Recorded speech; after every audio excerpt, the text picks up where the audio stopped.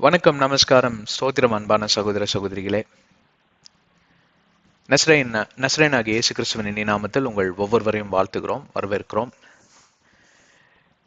இந்த மாபெரும் சந்தர்ப்பம், இந்த அருமையான நன்னாளை தந்த பரலோக தேவனுக்கு, அவருடைய ஒரே குமாரனாகிய இயேசு கிறிஸ்து, அவருடைய பரிசுத்த ஆவியானவர், இந்த திருத்துவ தெய்வத்திற்கு எல்லா மாட்சிமையும் நாங்கள் உங்கள் சார்பாகவும் எங்கள் சார்பாகவும் நாங்கள் செலுத்துகிறோம். இந்த கடைசி காலங்களில் இந்த மாதிரி வேதாகம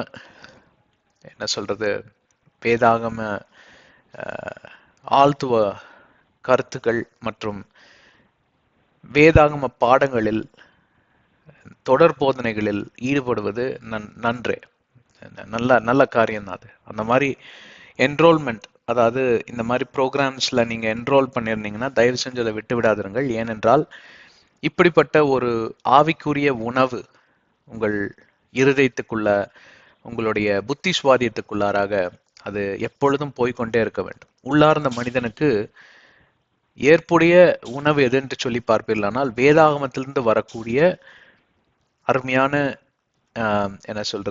கருத்துக்களும் விளக்கங்களும், அறியாத கேள்விகளுக்கு பதில்களும், இல்ல அறியாத அதாவது கேள்விக்கு அறியப்படாத பதில்கள் இருக்கும் பாத்தீங்களா, அந்த பதில்களை கண்டுபிடிக்கணும்.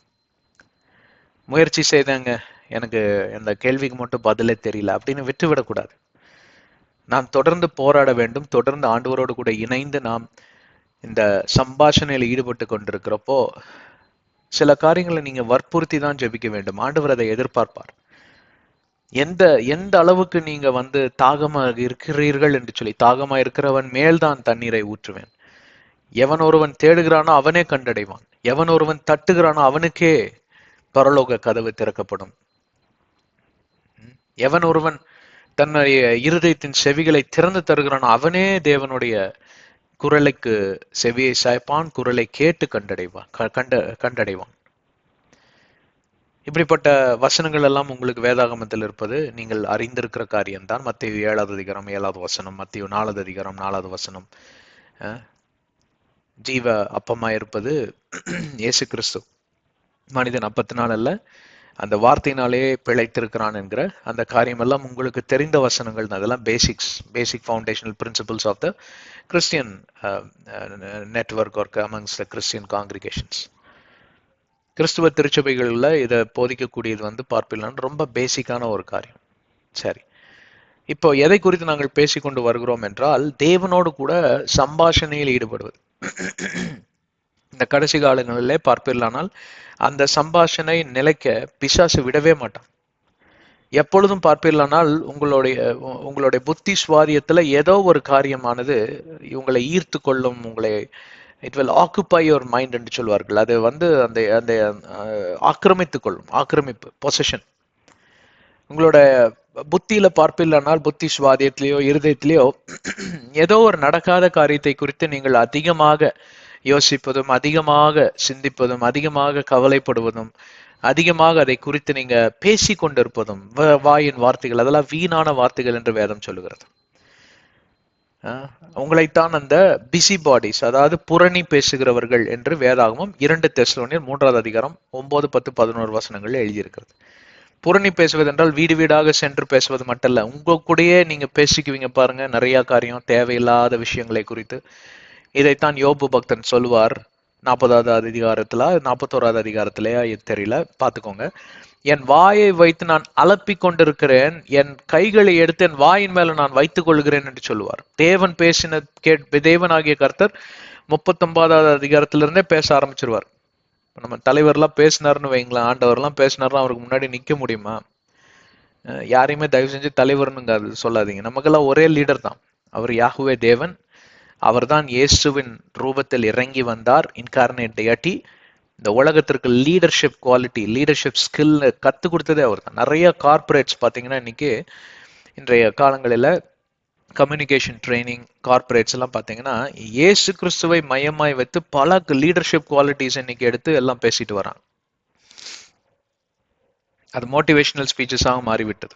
நல்லதுதான், நல்ல குவாலிட்டிஸை கத்துக்கிறதுல ஒரு தவறும் இல்லை. ஆனா அதே நேரத்தில் அவரோட ஸ்பிரிச்சுவல் குவாலிட்டிஸ் அதையும் பார்க்கணும். அவரோட லீடர்ஷிப் குவாலிட்டியானது எப்பொழுதும் பார்ப்பீர்களானால் அது மகத்துவம் வாய்ந்தது, மெய்யானது, உயர்ந்தது.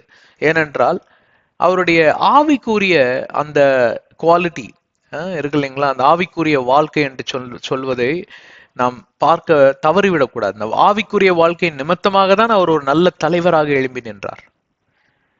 இன்றைக்கு எல்லாருக்கும் நல்ல தலைவராக வேண்டும். நீங்க நல்ல தலைவராக மாட்டீங்க, கெட்ட தலைவராக முடிஞ்சிருவீங்க. ஏன்னா வேக வேகமா எல்லாத்தையும் அர்த்தத்தை அனர்த்தமாக்கி நீங்க கற்றுக்கொண்டு முன்னேறி சென்று எல்லாத்துக்கும் உடனே, அதாவது முழுக்க ஞானஸ்நானம் எடுத்தோடனே எங்கே என் சீடர்கள், எங்கே என் சர்ச்சு, எங்கே என் திருச்சபை, எங்கே என் மேடை, எங்கே எங்க மைக்கு, உடனே எல்லாம் பாட்டு பாடணும். இது ஏங்க அவ்வளோ என்ன உங்களுக்கு இன்னைக்கு ஊழியம் அப்படிங்கிற அந்த காரியத்தையே திருத்தி எழுத வேண்டிய ஒரு காலகட்டத்தில் தான் இந்த உலகமும், கிறிஸ்துவ உலகத்தை குறித்து தான் பேசிக்கொண்டு வருகிறோம். நாங்கள் இந்த ஊழியத்தோட மையத்தை உங்களுக்கு சொல்லியிருக்கிறோம்.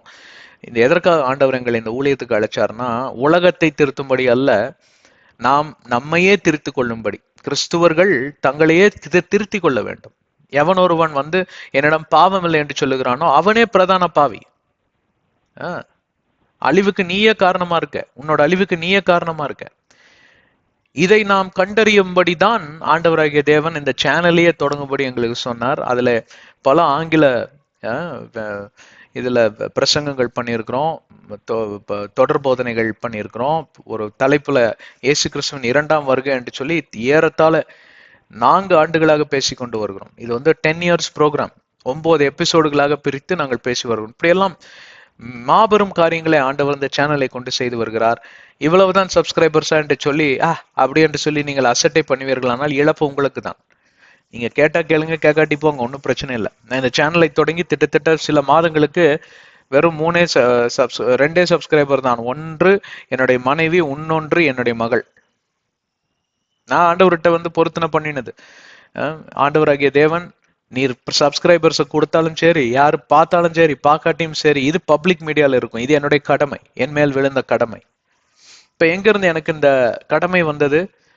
ஏனென்றால் ஆவிக்குரிய எழுச்சி என்று சொல்வார்கள். அந்த ஆவிக்குரிய எழுச்சி இல்லாதவன் பார்ப்பீர்களானால் ஒரு புரணி பேசுகிறவனாகவும், இல்ல வீணான இடங்களுக்கு சென்று வீணான ஜனங்களோடு கூட சம்பாஷணையில் ஈடுபட்டு தன்னுடைய வாழ்க்கையே மாய்த்து கொள்ளும்படி, தன் வாழ்க்கையை அழித்து கொள்ளும்படி இருக்கிறவர்கள் தான் இன்றைக்கு ஏராளமான கிறிஸ்துவர்கள்.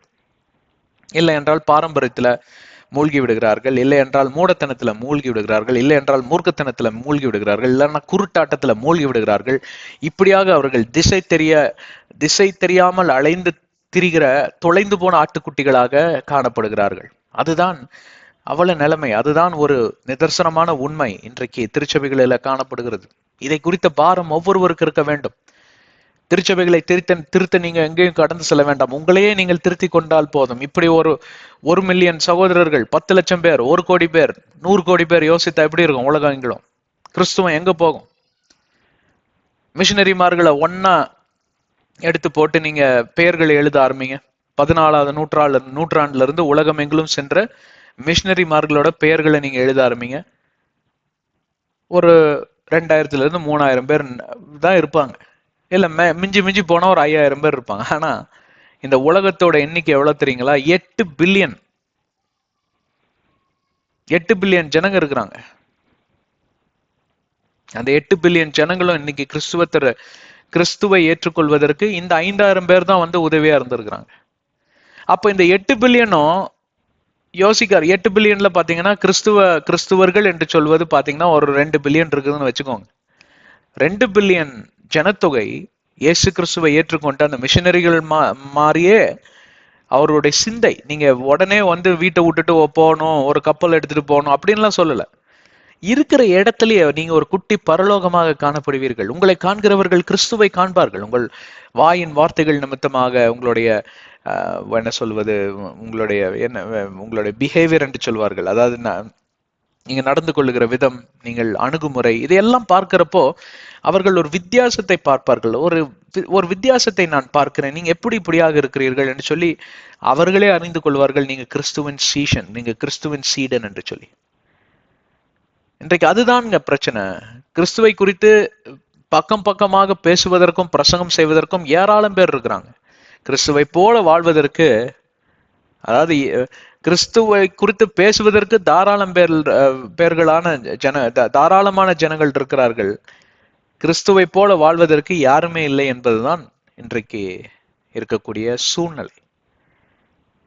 நீங்க தயவு செஞ்சு என்ன தப்பா எடுத்துக்காதீங்க. நீங்க கிறிஸ்துவை போல வாழக்கூடிய ஜனங்களை தேடி ஒரு எண்ணிக்கை எடுப்பீர்களானால் 99% ஜனங்க பார்ப்பீர்களானால் இவர்களாக கிறிஸ்து என்கிற ஒரு கிறிஸ்து இவர்தான் இப்படிதான் இருப்பார் என்று அந்த ஒரு பிம்பத்துக்குள் வந்து விடுகிறார்கள். அந்த பிம்பத்திற்கு பின்பே இருக்கக்கூடிய போதனைகளும் அந்த கருத்துக்களை எல்லாம் பார்த்து ஆராய்ந்து செய்து பார்ப்பீர்களானால் அது பாதாளத்தின் ஆவிகளோட செயல்பாடு என்று எளிதாக அறிந்து கொள்ள முடியும். இதற்குள்ளாக நானும் அடியேனும் மாட்டி தவித்திருக்கிறேன். பல ஆண்டுகள், 10 வருடங்களாக ஒரு 3 பெந்தெகோஸ்ட் திருச்சபைகளை நான் மாற்றி இருக்கிறேன். எந்த திருச்சபை என்று சொல்லவே மாட்டேன். நான் யாரை குறித்து நாங்கள் பேசுவதில்லை. பெந்தெகோஸ்ட்னே சொல்வதற்கு எனக்கு வாய் வந்து கொஞ்சம் கூசுது எனக்கு. ஏன்னு கேட்டா அது சொல்லிதான் ஆகணும். ஏன்னா நிறைய பேருக்கு என் சாட்சி தெரியும். நான் கத்தோலிக்கத்திலிருந்து 18வது வயதுல வந்து அதற்கப்புறம் பார்ப்பீர்களானா ஏறத்தாழ 25 ஆண்டுகள் நான் பெந்தெகோஸ்ட் திருச்சபைகளிலே தான் வாழ்ந்து வந்தேன். எங்கெல்லாம் குட்டிக்காரன் அடிக்க முடியுமோ அங்கெல்லாம் அடிச்சிருக்கிறேன் நான். அதுக்குன்னு நான் சிஎஸ்ஐ திருச்சபைக்கு போகாம இல்லை, யெகோவா விட்னஸ் சொல்வதை கேட்காம இல்லை, செவன்த் அட்வென்டிஸ்ட் கிட்ட அவங்க என்ன சொல்றாங்கன்னு கேட்காம இல்லை, பேப்டிஸ்ட் என்ன சொல்றாங்க, பிரதரன் சர்ச் என்ன சொல்றாங்க, எல்லாருமே நம்ம சகோதரர்கள் தானே சொல்லி போய் உக்காராத இடமே கிடையாதுங்க. அடியேன் குருட்டாடு என்று சொல்வீர்களா, நான் தான் அது. மூர்காடுன்னு சொன்னீங்கன்னா நான் தான் அது. முட்டாளாடுனாலும் அது நான் தான் அது. இந்த மாதிரி எல்லா அனுபவங்களையும் கொண்டு எனக்கு என்னுடைய வயதை பார்த்து யாரும் என்னை எடை போட வேண்டாம். என்னுடைய அனுபவத்தை பாருங்கள். நான் சொல்லக்கூடிய காரியத்தை தயவு செய்து புரிந்து கொள்ளுங்கள். நிறைய காரியத்தை பார்த்து வந்திருக்கிறேங்க. நீங்களும் பார்த்துருப்பீங்க, நான் நம்புறேன். நான் எல்லாத்துக்குமே இன்னைக்கு எக்ஸ்போஷர் இருக்கு இல்லையா, சோசியல் மீடியா. அந்த காலங்களில் சோசியல் மீடியா கிடையாது, இன்டர்நெட் அப்பதான் வந்துகிட்டு இருக்குது. நான் 1995ஆம் ஆண்டுகளில் நான் பொறியியல் கல்லூரியில நான் சேருகிறப்போ அப்பொழுதுதான் இன்டர்நெட் என்கிற கான்செப்டே வந்து இந்தியாக்குள்ள வந்து அதிகமா நுழைஞ்சிட்டு இருக்கு. கம்ப்யூட்டர் காலங்களில் ராஜீவ்காந்தி தான் கம்ப்யூட்டர் அதிகமாக கொண்டு வந்தார். ஆனா அவர் பாவம் இறந்துட்டார். 1991 அவர் கொலை செய்யப்பட்டார். அதற்கு பின்பே கம்ப்யூட்டர் கொண்டு கொஞ்சம் கொஞ்சமாக ரூபம் எடுத்து அதோடைய நல்ல ரூபம் வந்து ஒரு ஸ்ட்ரக்சர், ஒரு வடிவமைப்புக்குள் வந்தது பார்ப்பீங்கன்னா 2000 மில்லேனியத்துக்கு அப்புறம் தான் வந்துச்சு. அந்த காலங்களிலேயே இன்டர்நெட் இல்லை. இப்பெல்லாம் அப்படி கிடையாது. கூலி வேலை செய்கிறவர் கூட ஒரு மொபைல் வச்சிருக்கிறார். நல்லது, டிஜிட்டல் இந்தியா, குட். ஆனா அந்த டிஜிட்டல் இந்தியா வச்சுட்டு என்ன பண்றீங்க நீங்க? டிஜிட்டல் டெக்னாலஜி வச்சுட்டு கண்டதையும் பார்த்துட்டு தானே இருக்கிறோம். அப்ப உங்களுக்கு எக்ஸ்போஷர் இருக்கு. யாரெல்லாம் என்ன பண்றாங்க, நான் சொல்வதை நீங்கள் வந்து வேலிடேட் செய்து கூட பார்க்கலாம். அப்ப நீங்க வேலிடேட் செய்து பார்க்கிறப்ப என்னத்தை கண்டுபிடிப்பீங்க? 99% வேதாகமத்தை அறிந்தவர்கள் தான் இதை தெரிந்து கொள்ள முடியும். 99% பார்ப்பீர்களானால் வேதாகமத்தின் கட்டமைப்புக்குள்ளே வரமாட்டார்கள். நீங்கள் ஒருவராய் இருக்கிறீர்களா இல்லையா, அதை கண்டுபிடித்த மாத்திரத்திலே நீங்கள் அறிந்து கொள்வீர்கள். தேவனுடைய வெளிச்சம் உங்கள் மேல இருக்கிறது.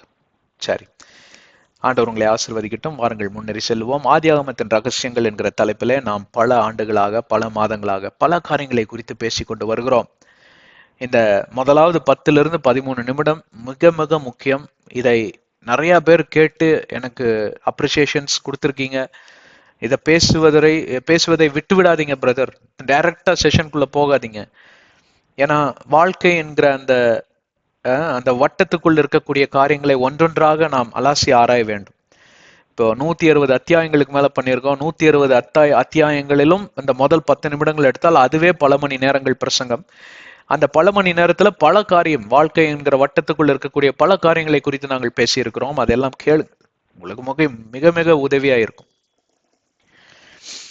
ஆதியாகமம் என்கிற புத்தகத்தை அநேக கிறிஸ்துவர்கள் நிராகரித்திருக்கிறார்கள். ஏனென்றால் ஆதியாகமம் தாங்க ரொம்ப பழசு அப்படின்னு. வெளிப்பாடு என்கிற புத்தகத்தையும் அநேக கிறிஸ்துவர்கள் நிராகரித்திருக்கிறார்கள். ஏனென்றால் வெளிப்பாடுங்க அது ஒண்ணுமே வந்து நிறைவேறல. அது என்ன நடக்கும்னு சொல்றாங்க, அது பார்க்கலாம் வரப்போ. 2000 வருஷம் ஆச்சு இயேசு கிறிஸ்து வந்தாரா அப்படிங்கிறாங்க.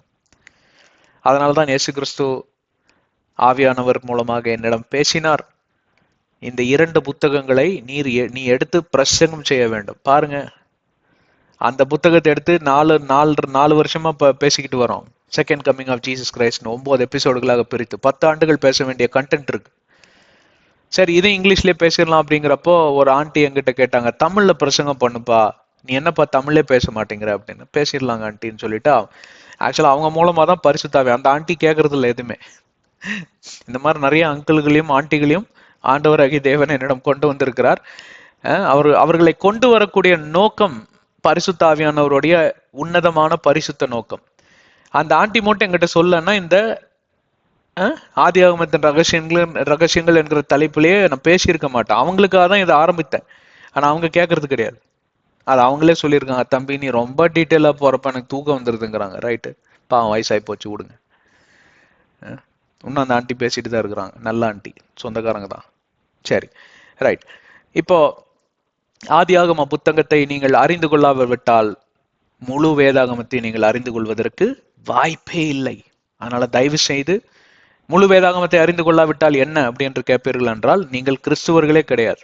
வேதாகமம் இல்லாமல் கிறிஸ்துவம் இல்லை, வேதாகமம் இல்லாமல் கிறிஸ்துவனே இல்லை. சரி, ஆதி ஆகமத்திற்கு அந்த 6 அதிகாரங்களை முடித்து, மன்னிக்கவும் 7வது அதிகாரத்துக்குள் நாம் கடந்து செல்கிறோம். மன்னிக்கவும், கொஞ்சம் அலர்ஜி ஆயிட்டு இருக்கு. இங்க பெங்களூர் வெதர் வந்து ரொம்ப மோசமான ஒரு நிலைமையில மூக்கிலெல்லாம் ஒழுகிக்கிட்டே இருக்கு. ஒரு ஒரு குண்டா வச்சா நிறைஞ்சு போயிருமாட்டிருக்கு, அப்படி ஒழுகுது எல்லாத்துக்குமே. எல்லா பெங்களூர்ல இருக்கிற அத்தனை பேருக்குமே வந்து அலர்ஜி. அதோட தான் பேசிட்டு இருக்கேன், மன்னிச்சுக்கோங்க. வாய்ஸ் வந்து ஷார்ப்பா வரலன்னா என்ன இன்னைக்கு ஒரு மாதிரி பேசுறாரு அப்படின்னு யோசிக்காதீங்க. பேசுறாரேன்னு சந்தோஷப்படுங்க. சரி, முன்னேறி செல்வோம்.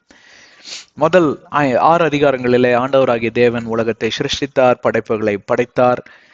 இன்ஃபேக்ட் படைப்புகளை மறுபடியுமாக உயிர் தெள செய்தார். அதெல்லாம் ஏற்கனவே படைப்புகள் இருந்தது தான். ஆனால் ஒரு புதிய சிருஷ்டிப்பை அங்க படைக்கிறார். அதுதான் ஆதாம், அதுதான் ஏவாள். இந்த மாதிரி ஒரு சிருஷ்டிப்பே இல்லை முன்னாடி. அதெல்லாம் குறித்து நம்ம பேசியிருக்கோம் 2வது அதிகாரத்துல எல்லாம்.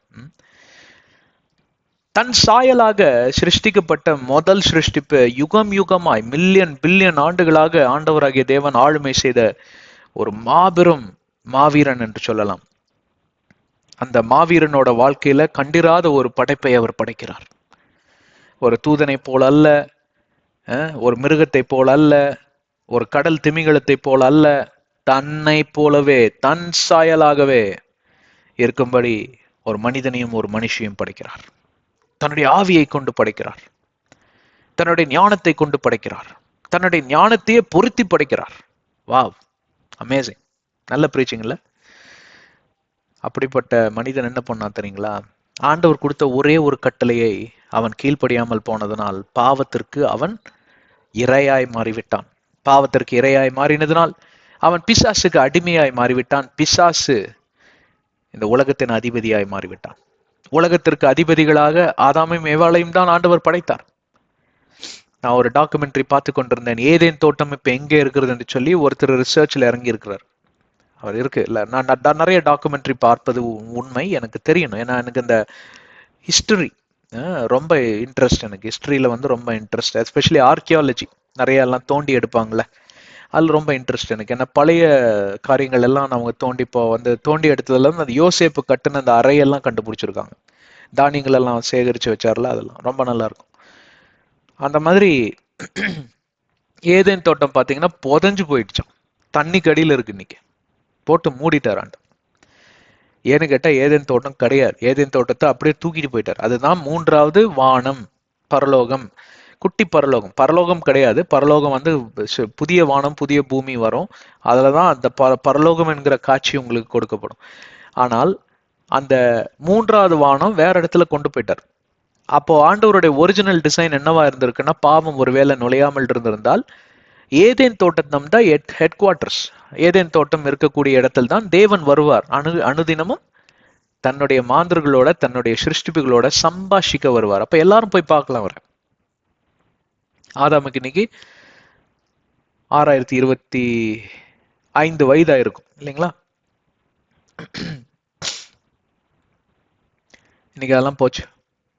பாவம் பிறந்தது, வன்முறை பிறந்தது, அதோட பின் விளைவு கொலை பாதகர்களாக, வேசித்தனம் பண்ணுகிறவர்களாக, காம விகாரத்தில் ஈடுபடக்கூடியவர்கள் எவ்வளவாக காம விகாரத்தில் ஈடுபட்டிருக்கிறாள்னா மனிதன் மனிதனோடு கூட மட்டுமல்ல, மனுஷி மனுஷியோடு மட்டுமல்ல, விலங்குகளோடு கூட கூட உடலுறவு வைக்க ஆரம்பித்து விட்டார்கள். தேவன் பார்த்தார், இந்த உலகம் கெட்டு சீரழிந்தது, இந்த உலகத்தை நான் அழித்து விடுகிறேன், போதும், இந்த ஆட்டத்தை முடித்து விடலாம் என்று சொல்லி மிகவும் விசனப்பட்டு மனமுடைந்த இந்த முடிவை எடுக்கும் மாத்திரத்தில் நோவா என்கிற பரிசுத்தவானை கண்டடைந்தார். நோவாவை அழிப்பது அநியாயம், அப்படி நான் அநியாயம் செய்யக்கூடிய ஆண்டவர்கள், நான் நீதியின் தேவன், அவனை காப்பாற்றுவேன், அவனுடைய குடும்பத்தை காப்பாற்றுவேன் என்கிறார். சரி, இப்போ இந்த நோவா பக்தனை கொண்டு பிறரை எல்லாம் காப்பாற்ற முடியும். ஆண்டவருடைய எண்ணம் பாருங்க எவ்வளவு அழகா இருக்குன்னு, எவ்வளவு நல்ல எண்ணம் பாருங்க. இந்த நிலைமையில கூட எவனாவது ஒருத்தன் திருந்தி வந்தா கூட நம்ம ஏத்துக்கலாம் அப்படிங்கிற ஒரு நல்ல ஒரு எண்ணத்துல ஒரு புது ரட்சிப்பின் பேழை, அதுதான் நோவாஸ் ஆர்க். இயேசு கிறிஸ்துவோட இரண்டாம் வருகை, இயேசுதான் இந்த ரட்சிப்பு. இந்த புதிய ஏற்பாட்டின் ரட்சிப்பின் பேழை யாரா இருக்கிறா? இயேசு கிறிஸ்துவா இருக்கிறார். பழைய ஏற்பாட்டின் புதிய ரட்சிப்பின் நாயகன் யாரு? பழைய ஏற்பாட்டின் ரட்சிப்பின் நாயகன் யாரு? நோவாவும் இயேசு கிறிஸ்துவும் ஒன்று அல்ல, பட் ஒப்பிட்டு பேசலாம்.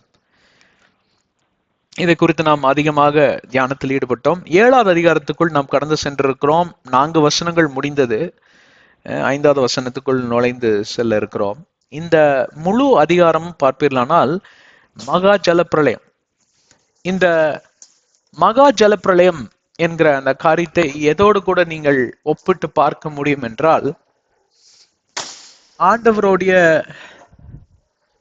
அந்த மகா உக்கிரகத்தின் நாள், அதை கூட சொல்லலாம். ஆர்மகதோன் யுத்தம் என்று சொல்வார்கள். இல்லை என்றால் நீங்க எதை குறித்து பேசலாம் என்றால் மகா உபத்திரவத்தின் காலம் என்று கூட சொல்லலாம். இல்லை என்றால் இந்த உலகம் எதிர்பார்க்க இருக்கக்கூடிய எல்லா விதமான கொடுமைகள், வன்முறைகள், இப்பொழுதும் ஏகப்பட்ட வன்முறைகள் நடந்து கொண்டுதான் இருக்கிறது.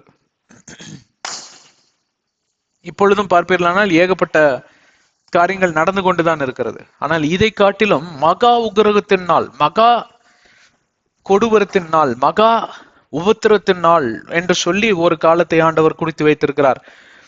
அந்த காலத்தெல்லாம் நினைச்சீங்கனாலே உங்களால தாங்க முடியாது. இப்ப இருக்கிற சில உபத்திரங்களை தாங்கிக் கொள்வதற்கே இங்க பலன் இல்லாமல் அமர்ந்து கொண்டிருக்கிறோம். சரிதானே? ஆமாங்க, இப்ப இருக்கிற சில பிரச்சனைகளே என்னால கடந்து போக முடியல. நானெல்லாம் நினைச்சு ரொம்ப நாள் அழுதுருக்கேன், இன்னும் அழுது கொண்டுதான் இருக்கிறேன். ஒருவேளை இந்த ஃபர்ஸ்ட் உபத்திர காலம் தான் வரும். அந்த சீக்வன்ஸ் தெரியுமா உங்களுக்கு? இதை சொன்னாலே பெரிய வாக்குவாதம் போயிடும். மத்த 24 அதிகாரத்தை ஒழுங்கா எடுத்து வாசித்து பாருங்க. 29, 30, 31 வசனத்துல தெளிவா இயேசு கிறிஸ்து சொல்லியிருக்காரு, மகா உபத்திர காலம் தான் முதல்ல வரும். கிறிஸ்துவின் திருச்சபையில் நிந்தைக்குள் கடந்து செல்ல கிறிஸ்துவை ஏற்றுக்கொண்டிருக்கக்கூடிய சில சீஷர்கள் இந்த மகா உபத்திர காலத்துக்குள் கடந்துதான் செல்லுவார்கள். அதற்கு பின்பே இயேசு கிறிஸ்து குமாரன் வெளிப்படுவார். அப்பொழுதுதான் இந்த ராப்சர், ரகசிய வருகை, ராப்சர் என்று சொல்லுவார்கள். அதெல்லாம் நடக்கும். இதெல்லாம் சொன்னா இதுவே பெரிய வாக்குவாதம். சரிங்க, விடுங்க. எது ஃபர்ஸ்ட் வந்தான்னா போனான்னு. இப்ப நீங்க அதுக்குள்ள செத்து போயிட்டீங்கன்னா எங்க போய் சேருவீங்க? அது முக்கியம் இல்லையா? அதனாலதான் நாங்க ரொம்ப அதுக்குள்ளலாம் போக மாட்டேன். பெரிய கான்ட்ரவர்ஷியல் சப்ஜெக்ட்ஸா முடிஞ்சு விட்டுரும். பெரிய கான்ட்ரவர்ஷியெல்லாம் கிடையாது. வேதாகமம் ரொம்ப தெளிவா ஈஸியா சொல்லி தராங்க. இவங்கள எடுத்துக்கிட்டு உள்ள பேதுரு அப்படி சொல்லியிருக்காரு, எப்படி சொல்லியிருக்கிறாரு, கரெக்டா தான் அவரும் சொல்லியிருக்கிறாரு. யோவானும் கரெக்டா தான் எழுதி வச்சிருக்காரு வெளிப்பாடு புத்தகத்திலையும். இயேசு கிறிஸ்துவும் கரெக்டா தான் சொல்லியிருக்காரு. பேசுகிறவர் ஒரே பரிசுத்த ஆவியானவர். எப்படி மாறும்? இதை ட்விஸ்ட் பண்ணி அவன் அடிச்சுக்கிட்டு இருக்கிறாங்க. விடுங்க, நான் அதுக்குள்ள நம்ம போக வேண்டாம். ஆக உங்களுடைய நிலைமை என்ன இன்றைக்கு? சரி, நீங்க ரகசிய வருகை தான் முதல் வரும் என்று நம்புகிற ஒரு நல்ல சகோதர சகோதரியா இருந்தீங்கன்னா, இன்றைக்கு வருகை வந்துச்சுன்னா நீங்க எடுப்படுவீங்களா? ரைட். இல்ல, மகா உபத்திர காலம் தான் முதலாவது வருமாகான்னு முதல்ல அதுல நீங்க தாண்டி வந்துருவீங்களா? முத்திரையை வாங்காம வெளிப்பாடு 20 எழுதியிருக்கிற மாதிரி தாங்கிடும் பெலன் தாரும், தப்பி செல்ல வழி செய்து தாரும், கிருபையின் காலம் எல்லாம் எடுக்கப்பட்டுருங்க. கிருபையே இல்லாம வச்சு அட்டி வெளுன்னு வெளுப்பான். தாங்குவீங்களா? பதில் தெரியாது. முதல்ல அதுக்கு பதில கண்டுபிடிங்க. அப்புறம் போய் இந்த மாதிரி வெட்டி வாக்குவாதங்கள்ல ஈடுபடலாம். எப்படி? இவன் பேர் தான் புரணி பேசுகிறவன் என்று வேதாகமம் சொல்லுகிறது. ரைட். அப்போ என்ன சொல்லிட்டு இருந்தேன்? மரணம் வந்து விட்டால் நீங்க இயேசுவோடு கூட இருப்பீர்களா? 3ஆம் வானம் எடுக்கப்படுவீங்களா? இந்த மாதிரி கேள்விகளுக்கு பதிலை கண்டுபிடிக்கும்படிதான் நாம் இந்த மாதிரி ஒரு போதனைகள்ல ஈடுபட வேண்டும் என்று சொல்லி நாங்கள் ஒவ்வொரு நாளும் அழைக்கிறோம். சரி, 7வது அதிகாரத்தை நாம் ரொம்ப கவனமாக வாசிக்க வேண்டும். ஏனென்றால் இந்த மகா உபத்திரவ காலத்தோடு கூட இதை ஒப்பிட்டு நாங்கள் பேசி கொண்டு வருகிறோம். பழைய ஏற்பாடு மட்டுமல்ல, புதிய ஏற்பாடோடு கூட ஒப்பிட்டு படித்தால்தான் அதோடைய ஆள் கடந்த கருத்தை நீங்கள் அறிந்து கொள்ள முடியும். பிரியமானவர்களே, 7வது அதிகாரத்துல 1, 2, 3, 4 வசனங்களை பார்த்து 5வது வசனத்துக்குள் கடந்து செல்ல இருக்கிறோம். And Noah did according to all that the Lord commanded him. முதல் 4 அதிகாரங்கள்ல ஆண்டவர் பல இன்ஸ்ட்ரக்ஷன்ஸ்களை கொடுக்கிறார். அதாவது பல நியமங்களையும் பல கோட்பாடுகளையும் கொடுக்கிறார். இப்படியெல்லாம் நீ செய்ய வேண்டும், உன்னுடைய வீட்டாரையெல்லாம் அழைத்து செல், ஜோடாக நீ 7 ஜோடிகளை, சுத்தமான ஜோடிகளை எடுத்துக்கொள் என்று சொல்லி எல்லாம் அந்த இன்ஸ்ட்ரக்ஷன்ஸ் கொடுக்கிறார். நீங்க நோவாவோட கீழ்ப்படிதலை பாருங்கள். அதுல நாம் சில நேரம் செலவழிக்கலாம். And Noah did according to all that the Lord commanded him. கர்த்தர் கட்டளையிட்டபடியே நோவாவானவர் கீழ்ப்படிந்தார் என்று சொல்லி இன்னொரு டிரான்ஸ்லேஷன்ல நம்ம வாசிக்க நேர்ந்திடும். இங்க கீழ்ப்படிதல் என்றால் கீழ்ப்படிதலின் ஆவியோடு கூட நாம் ஒப்பிட்டு பார்க்கலாம். கீழ்ப்படிதல் என்றால் என்ன?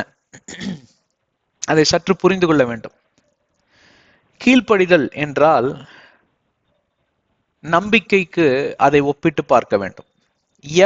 எவர் ஒருவரை நீங்கள் நம்புகிறீர்களோ, எவர் ஒருவரை நீங்கள் நம்பிக்கைக்கு உதாரணமாக, நம்பிக்கைக்கு பாத்திரமாக நீங்கள் ஒரு ஸ்தானத்துல வைத்திருப்பீங்க இல்லைங்களா? நல்ல உதாரணம் உங்க பெற்றோர். நீங்க சிறு பிராயத்திலிருந்து மாறுலையும் தோலையும் போட்டு வளர்த்த உங்க தாயை நம்புவீங்க, உங்க தகப்பனை நம்புவீங்க. ஏன்னா அவங்க எனக்கு எது ஏதுவோ, எது சரியோ அதைத்தான் அவர்கள் செய்வார்கள். ஆனால் வேதாகமம் என்ன சொல்லுகிறது என்றால், நான் யாரையும் குறிப்பிட்டு பேசலைங்க, ஆனால் உங்க வாழ்க்கையில நீங்க அனுபவித்திருக்கலாம், அனுபவிக்காம இருக்கலாம். உடனே தீர்மானத்துக்கு வந்துட்டு அப்படியே சந்தேக எண்ணத்தோட பார்க்காதீங்க. ஆசியா 49 அதிகாரத்துல வாசிக்கிறப்போ, தாய் தன் பாலகனுக்கு, அதாவது பால் கொடுக்க மறந்து விடுவாளோ, அப்படியே மறந்து விட்டாலும், அந்த இதுல சொல்றாங்க, அப்படியே அவள் மறந்தாலும் நான் உன்னை மறந்து போவதில்லைங்கிறார். இதெல்லாம் நீ வாசிக்கிறப்பவே நீங்க அந்த ஒரு கருத்துக்குள்ள வரணும். அதாவது நிறைய குடும்பங்களிலே நான் பார்த்திருக்கிறேன், நண்பர்களுடைய வாழ்க்கையில, எனக்கு தெரிஞ்சவங்க சொந்த பந்தங்களில தன்னுடைய தாயும் தகப்பனுமே பெரிய எதிராளிகளாய் மாறி இருக்கிறார்கள். வாழ்க்கையிலேயே பெரிய பிரச்சனையே என்னை பெத்தது 2 தாங்க அப்படின்லாம் சொல்றவங்கள நான் பல பேரை கேட்டிருக்கிறேன் நான். ஆனா எல்லாத்தோட வாழ்க்கையில அப்படி இல்லை. ஏன்னா நிறைய பெற்றோர்கள் தன்னுடைய வாழ்க்கையை தியாகமாக அங்க தன்னுடைய பிள்ளைகளுக்கு தந்திருக்கக்கூடிய காரியங்களும் உண்டு. ஆனா அதை காட்டிலும் இன்றைக்கு இந்த காலங்களிலே துரோகமும் தன்னுடைய பிள்ளைகளை கொண்டு பொறாமை படக்கூடிய பெற்றோர்களாக மாறி இருக்கிறவர்களையும், எனக்கு கூட வேலை செஞ்ச ஒரு நண்பர் இருக்கிறார், அவர் இறந்துட்டார், 37 வயதிலே இறந்துட்டார். அப்பொழுது எனக்கு வயது 34. இது நடந்து ஏறத்தாழ 13 ஆண்டுகள் 13 ஆண்டுகள் ஆயிற்று. 2012 இறந்துட்டார். அவர் எனக்கு ரொம்ப நெருங்கிய நண்பர். அந்த நெருங்கிய நண்பர் ஒவ்வொரு நாளிலும் நான் ஒரே பஸ்ல பிரயாணம் செய்வோம். ஏறத்தாழ 3 ஆண்டுகள் பிரயாணம் செய்திருக்கிறோம் ஒன்றாக, ரொம்ப க்ளோஸ் ஆயிட்டோம். அவர் ஒரு வேற மதத்துல இருந்து வராரு. எந்த மதம் நான் குறிப்பிட மாட்டேன், நம்ம ஊழியமே அப்படித்தானே, யார் பேரை சொல்ல மாட்டோம், மதத்தை சொல்ல மாட்டோம், மொழியை சொல்ல மாட்டேன். நல்ல நண்பர் அவர். அப்போ அவரு ரொம்ப பர்சனலான விஷயம்லாம் என்கிட்ட ஷேர் பண்ண ஆரம்பிச்சுட்டாரு. அப்போ அவர் சொன்ன ஒரு காரியம் என் மனதை உலுக்கி போட்டுச்சு. என்னை பெத்த தாயின் தகப்பனுமே நான் அழிந்து போகும்படி சில மாந்திரிகங்களை பண்ணியிருக்கிறாங்க. ஏன்னு கேட்டா, என் மனைவி அவங்களுக்கு கீழ்ப்படிய மாட்டேங்கிறாளாம், என் மனைவியை அடக்கணும்னு பார்க்கறாங்க. ஆனா எனக்கு தெரியும் என் மனைவியின் மேல எந்த தவறும் இல்லை. அவங்க கடைசியில் என்ன ஆயிடுச்சுன்னா, அந்த கோபம் என் பக்கமாக திரும்பி வச்சு, நீ பொண்டாட்டி தாசனாக மாறிவிட்டா, இது அதுன்னு சொல்லி மாந்திரிகத்தை வச்சு அழிக்க போறோம். ஆனாலும் கூட அவர் அந்த வீட்டை விட்டு போகல. அவர் மேல மாடியில கட்டிட்டு போயிட்டாரு. ஆனா பேச்சுவார்த்தை எல்லாம் கிடையாது. இந்த மன உளைச்சல்ல அவர் மிக அதிகமான நேரத்தை செலவு செய்வதை நான் பார்த்து கொண்டே வந்தேன். அப்ப நான் அவரிடம் பேசுறப்ப சொல்லுவேன், நீங்க அதை விட்டுருங்க, மன்னிச்சிருங்க, ரொம்ப அதுக்குள்ள போகாதீங்க, உங்க ஹெல்த்துக்கு நல்லது இல்லை, அப்படின்னு. ஏன்னா அவரு கிறிஸ்துவ அறியாத ஒரு நண்பர், கொஞ்சம் நாத்திகம் மாதிரி தான் அவரு. அப்ப இதெல்லாம் ரொம்ப சொன்னா அவருக்கு இதெல்லாம் அப்ப இது நல்லது உங்க மனசுக்கு அப்படின்லாம் சொல்லிட்டு இருக்கு. சின்ன வயசுலயே ஹார்ட் அட்டாக் வந்து இறந்துட்டாருங்க. மன உளைச்சல்னால உங்க இருதயமே கெடியாரம் நின்னு போயிரும் தெரியுமா? கண்கூடாக பார்த்த ஒரு காரியம். எதிரி யாரு? தன்னுடைய தாயும் தகப்பனும் தான். அப்புறம் மாறிலையும் சாரி மன்னிக்கவும், அப்புறம் பார்ப்பீர்களானால் மாறிலையும் வாயிலையும் கன்னத்திலையும் அடித்து கொண்டு ஐயோ என் மகன் போயிட்டானேன்னு சொல்லிட்டு அழுதாங்க. என்ன பிரயோஜனம்? அதுதான் வேதாகமம் ஐசியா 49 சொல்லி காமிக்கக்கூடிய காரியங்கள். அதை பெர்க்மன் ஐயா ரொம்ப அழகா பாடியிருக்கிறார். தொண்டை ரொம்ப மோசமான கண்டிஷன்ல இருக்கு. பால் குடிக்கும் பாலகனை தாய் மறப்பாலோ, மறந்து போவாலோ, கர்ப்பத்தின் பிள்ளைக்கு இறங்காது இருப்பாளோ, இறங்காது இருப்பாளோ, தாய் மறந்தாலும் தகப்பன் உன்னை மறக்கவே மாட்டார், உள்ளங்கையிலே அவர் உன்னை பொறித்து வைத்துள்ளார். தாய் மறந்தாலும் தகப்பன் உன்னை மறந்து போக மாட்டார், உள்ளங்கையிலே அவர் உன்னை பொறித்து வைத்துள்ளார். வானங்களே மகிழ்ந்து பாடுங்கள், மண்ணுலகே துதித்து புகழ் பாடு, சர்வ வல்லவர் தம் மக்கள் மீது இரக்கம் காட்டுகிறார், சிறுமைப்பட்ட தம் ஜனத்தின் மீது இரக்கம் காட்டுகிறார். அப்படி என்ற பாடல்ல பார்ப்பீங்கன்னா அழகாக அந்த ஐசியா 49 கரைச்சு, அதை பெர்க்மன் ஐயாவோட அது அவர் மேல இருக்கிற அபிஷேகங்க. அது அருமையான பாடகர். சில பெந்தகாஸ்து திருச்சபைகள் அவங்களே மேனுஃபேக்சர் பண்ணுவாங்களாம் பாடல்கள். இதுல என்னங்க ஒரு ஈகோ? பைபிள்ல இருந்து பாடுற நல்ல பாடல்கள், ஆனா அவங்க பாடுற பாட்டை விட திடீர்னு ஒரு பெர்க்மன்ஸ் பாட்டை எடுத்து விடுவாங்க. அப்போ குதூகலத்தை பார்க்கணுமே, கைய தட்டிட்டு அவன் குதிப்பு, ஆவியானவர் இறங்குவார். அப்படி ஆவியானவர் இறங்கலாம் மாட்டார், உள்ள இருக்கிற ஆவியானவர் மிகவும் களி கூறுவார். அவள் தான் ரொம்ப இறங்குற, அப்படியே மலை மாதிரி மலை மலை பொழிகிறது அப்படின்னா உள்ள இருக்கிற ஆவியானவர் களி கூறுவாருங்க. தேவனுடைய வசனம் அன்றி அவரை நீங்க குஷிப்படுத்தவே முடியாது. என்னென்ன செய்யுங்க, தேவனுடைய வசனத்துக்கு நீங்க கொடுக்கக்கூடிய அந்த மகத்துவத்தையும் அந்த முக்கியத்துவத்தையும் அறிந்து கொள்வாரானால் களி கூறுவாராம், அப்படியே துள்ளுவாங்க. அதுதான் அதோட அர்த்தம். சில பேர் குதிப்பாங்க, அல்லேலூயான்னு கத்துவாங்க, எந்த தவறும் கிடையாது, ஆமேன்னு சொல்லுவாங்க, பிரைஸ் தி லார்ட் சொல்லுவாங்க, அப்படியே உள்ளம் களி கூறும். ஏன்னா உள்ள இருக்கிற ஆவியானவர் மகிழ்ச்சி அடைகிறார். சரி, கான்செப்டுக்கு போலாமா? என்ன கான்செப்ட்? கீழ்ப்படிதலை குறித்து பேசி வருகிறோம். கீழ்ப்படிதலுக்கு அச்சாரமா இருக்கக்கூடிய காரியம் என்னவென்றால் நம்பிக்கை. யார் மேல நீங்க நம்பிக்கை கொள்றீங்களோ அவங்க சொல்றத ஒரு கட்டம் கூட மாறாம நீங்க பண்ணி முடிச்சிருவீங்க. அதற்கு உதாரணமாக தான் இந்த காரியங்களை நான் சொல்லி வருகிறேன். உங்களை பெற்றவர்கள் கூட உங்களுக்கு எதிராக காரியத்தை நினைக்கலாம், சிந்திக்கலாம், ஏன் செய்து கூட விடலாம். நீங்க கட்டின மனைவி, நீங்க கட்டின கணவன் கூட உங்களுக்கு எதிராக மாறிவிடலாம்.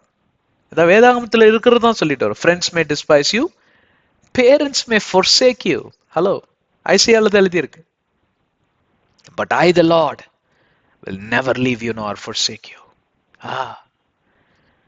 உன்னை உள்ளங்கையில் வரைந்திருக்கிறேன், உன்னை நான் மறந்து போவது எப்படி என்கிறார் ஐசியா 49:15-16. அதற்காக எப்பொழுதும் அதனாலதான் ஆரம்பத்திலேயே நான் சொல்லிட்டேன், டிஸ்க்ளைமர். நான் சொல்றது அப்படியே உடனே எடுத்துட்டு பிரதர் அப்படி சொன்னார், தெரியும் தெரியும் இப்படிதான் பண்ணியிருப்பான், அப்படியே உடனே இறங்கிடாதீங்க. அப்படி சொல்லல. அதுக்குன்னு சந்தேக கண்ணோட்டத்தோட உங்க மனைவியை பார்க்கணும், கணவனம் எல்லாத்தையும் சொல்ல வேண்டியதா இருக்குங்க. ஏன்னா நீங்க சொல்றத ஜாக்கிரதையா சொல்ல வேண்டும், இல்லைன்னா அந்த ரத்த பலி என் கையில வந்துடும். கவனமா கேளுங்க பிரதர் சிஸ்டர், முழு அத்தியாயத்தை கேளுங்க. தயவு செஞ்சு இடையில ரீல ஓட்டி கேட்காதீங்க. அப்ப உங்க ரத்தம் என் கையில கிடையாது, உங்க ரத்தம் உங்க கையில தான் இருக்கு. இடையில இப்படி சொன்னாரே அப்படின்னு சொல்லிட்டு எடுத்துக்கிட்டு போனே ஒரு பிரகஸ்பதி மாதிரி யோசிச்சுட்டு நீங்க போனீங்கன்னா நீங்களே போய் கிணத்துல விழ வேண்டியதான். நான் தள்ளல உங்களை. முழு அத்தியாயத்தை கேளுங்க. அப்ப என்னங்க இதை விட 1 hour தானே பேசுறோம், 45 minutes பேசுறோம், அது கூட கேட்க மாட்டீங்களா? சரி, உடனே சந்தேக கண்ணோட்டத்தோட எல்லாத்தையும் பார்ப்பதை விட்டு விடுங்கள். அதற்காக எல்லாத்தையும் கண்மூடித்தனமாக விசுவசிப்பதையும் நம்புவதையும் விட்டு விடுங்கள். ஒரு நடுநிலை என்று சொல்லலாம். ஈக்குலிபிரியம், ஸ்டேட் ஆஃப் ஈக்குலிபிரியம், நடுநிலை or state of stability, state of consistency and stability. இதெல்லாம் உங்களுக்கு ஆங்கிலத்தில் தெரிந்தவர்கள் அறிந்து கொள்ளக்கூடிய பதம், ரொம்ப நல்ல பதம். நடுநிலை என்று சொல்லலாம். நடுநிலை நல்லா சமப்படுத்தி பாருங்க. எதையுமே ரெண்டு பக்கமும் ரெண்டு பக்கமும் அலாசி ஆராய்ந்து பார்த்துதான் ஒரு தீர்மானத்துக்கு வர வேண்டும். ஒரு தரப்பட்ட மாமியார் சொல்வதை கேட்டு நீங்க மருமகளை உடனே சாடக்கூடாது. மருமகள் என்ன சொல்றாங்க ரெண்டையும் கலந்து பார்க்கணும். அப்ப தெரியும் யார் பக்கம் போய் யார் பக்கம் உண்மை. ரெண்டு பேருமே போய் சொல்லலாம் சில நேரங்கள்ல. மிக ஜாக்கிரதையாக நாம் ஆலோசித்து அலாசி ஆராய்ந்து அப்பொழுதுதான் நாம் தீர்மானம் எடுக்கக்கூடிய ஒரு கட்டமைப்புக்குள், ஒரு வடிவுக்குள் வருகிறோம். Okay, right. இப்பொழுது எதை குறித்து பேசிக்கொண்டு வருகிறோம்? நம்பிக்கைக்கு அச்சாரம் ஆண்டவராகிய கர்த்தர் இயேசு கிறிஸ்து வந்துகிறப்போ இந்த உலகத்திலே அவர் இந்த உலகத்திற்கு நற்செய்தியை ஒன்று சொன்னார். எவன் ஒருவன் தேவனை சார்ந்திருக்கிறானோ அவன் ஒருபோதும் கெட்டு சீரழிந்து போவதில்லை, மாறாக சீரழிந்து கொண்டிருக்கக்கூடிய வாழ்க்கையிலிருந்து அவனுக்கு விடுதலை கொடுக்கப்படும். ஏனென்றால் அவன்தான் ரட்சிப்பின் பாதைக்குள் வழி நடத்தப்படுவான். ஆண்டவராகிய கர்த்தர் உங்களிடம் என்னிடம் எதிர்பார்க்கக்கூடிய ஒரே சாராம்சம் என்னவென்றால், ஏன்னா நிறைய காரியங்களை அவர் எதிர்பார்ப்பார், ஆனால் அவருடைய எதிர்பார்ப்புக்கு ஈடு கொடுக்க முடியவே முடியாது. ஏன்னா நம் யாவரிடமும் பார்ப்பீர்களானால் மாம்சத்தில் பலவீனம் இருப்பது தேவன் அறிந்திருக்கிறார். அதை குறித்து இயேசு கிறிஸ்துவே மத்திய 26:41 சொல்லி இருக்கிறார் இல்லைங்களா? விழித்திருந்து ஜெபிங்கள், ஏனென்றால் உங்கள் என்ன சொல்றது, மாம்சமோ பலவீனமானது, உங்கள் ஆவியோ வல்லமை படைத்தது. ஆவில வல்லமை எப்பவும் இருக்கும், ஆனா அந்த மாம்சமான பலவீனம் அதை அழித்து போட்டுவிடும். எவ்வளவு பேர் என்னோட இருக்கீங்க? அதற்காக தான் நாங்கள் ஒவ்வொரு முறையும் இதை சொல்லிக்கொண்டே வருகிறோம். யார் சொல்வதையும் நீங்க அப்படியே கேட்டுவிடக் கூடாது. என்னையும் சேர்த்துதான் சொல்லுகிறேன் அந்த லிஸ்ட்ல. அதனாலதான் நாங்கள் பார்ப்பீர்களானால் எனக்கும் உங்களுக்கும் அடித்தளமான அந்த காரியம் என்னவென்றால், தேவனுடைய வாயினால் பேசப்பட்ட இந்த சுவிசேஷம். 2 தீமோத்தி 3:16 வாசித்து பாருங்கள். The scriptures are God breathed scriptures என்று சொல்லி ஒரு மொழிபெயர்ப்புல வருகிறது, அருமையான மொழிபெயர்ப்பு. காட் பிரெத்ட் ஸ்கிரிப்சர்ஸ், கர்த்தர் தன் வாயினால் பேசின வார்த்தைகள், தன் கைப்பட எழுதின வார்த்தைகள் என்று சொல்லி இன்னொரு மொழிபெயர்ப்புல வருகிறது. ஏன் கர்த்தர் மேல் நாம் இந்த நம்பிக்கையும், இவர் சொல்வார், ஆனால் இதுல மாற்று கருத்து இருக்க வாய்ப்பே இல்லை. ஏன்னா இந்த உலகத்தையே சிருஷ்டித்தவர் அவர் தான். அதுலயே இன்னைக்கு நிறைய பேர் சந்தேகத்துல தள்ளப்படுறாங்க. டார்வின்ஸ் தியரி, இது அதுன்னு, குரங்கள் இந்த மனுஷன் வந்தான், பிசாசு தான் எங்களை படைச்சான் அப்படின்னு இன்னைக்கு நிறைய underground churches, black churches பார்ப்பீர்களால் ஏராளமா கல்ட் சர்ச்சஸ், கல்ட் திருச்சபைகள் என்று சொல்வார்கள். அதாவது கள்ள தீர்க்கதரிசிகளால நடத்தப்படக்கூடிய கள்ள திருச்சபைகள். அங்கே பார்ப்பீர்களால் ரத்த நரபலி எல்லாம் கொடுக்கப்படுகிறது. அதெல்லாம் பாத்தீங்கன்னா அண்டர் கிரவுண்ட்ல நடக்குது.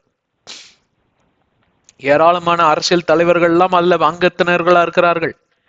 இதெல்லாம் யாருக்கும் அறிவதில்லை, யாருக்கும் தெரியாது. ஆனா ஒரு காலத்துல பார்ப்பீர்களானால் இவர்கள் எல்லாம் அண்டர் கிரவுண்ட் சர்ச்சஸா இருக்க மாட்டாங்க, வெளியில வந்துருவாங்க. பிசாசு அவங்களை வெளியில கொண்டு வந்துருவான். ஏன்னா ஏராளமான ஜனங்க அங்க இன்னைக்கு அந்த மாதிரி திருச்சபைகள் அங்கத்தினர்களா இருக்கிறாருங்க. அவங்க சொல்லக்கூடிய போதனை என்னவென்றால், உங்க கடவுளை நாங்க கண்டு உங்க கடவுளை பற்றி கொண்டு எண்ணத்தை கண்டோம், எங்களுக்கு இருக்கக்கூடிய கொஞ்ச நெஞ்ச நிம்மதியும் சந்தோஷத்தையும் எல்லாத்தையும் அவர் எடுத்து போட்டு விட்டார். எங்க இஷ்டத்திற்கு எங்களால வாழ்க்கை வாழ முடியவில்லை, எங்க இஷ்டத்திற்கு எங்களால யோசிக்க முடியவில்லை, எங்கள் இஷ்டத்திற்கு எங்களால எங்கேயும் செல்ல முடியவில்லை, எங்கள் இஷ்டத்திற்கு யாரு கூடயும் பழக முடியவில்லை.